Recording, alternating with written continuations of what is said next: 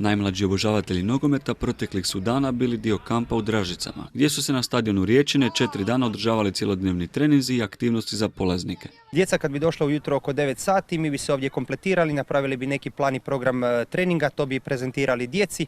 U 10 sati ujutro bi počeo jutarnji trening kao što upravo ovaj sada i traje, koji traje negdje do 12 sati. Nakon toga imamo zajednički ručak. Nogometni kamp postoji već 5 godina, a kroz to je vrijeme prošao i u budućnosti planira proći što više gradova, ali i država. Naš interes je da obiđemo cijelu Europu, jer nakon kampa u Sarajevu koji se desio početkom ove godine u prvom mjesecu, mi smo dobili ponude iz Norveške, iz Austrije, iz Njemačke, iz Crne Gore, tako da evo, vrlo rado ćemo da pokušamo sve to organizovati i da širimo ovu lijepu priču.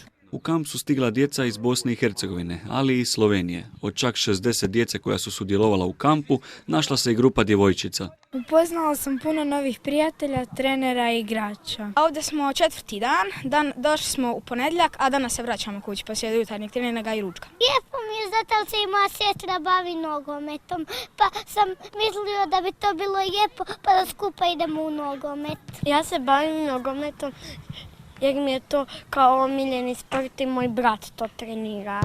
Djecu su na posljednjem treningu podržali i roditelji. Djeca su zadovoljna, puni su dojmova, zapravo vraćaju se doma sretni, umorni, ali sretni. Kćer je se pojavila, evo, ljubav ka nogometu ove godine, vidjet ćemo koliko će to trajati, ovo je prvi kamp i prezadovoljna je. Djecu su tijekom 4 dana posjetili brojni bivši nogometaši, sportaši i doktori, čiji je cilj bio ne samo motivirati ih, nego i savjetovati o zdravlju, treninzima, ali i daljnjem bavljenju nogometom.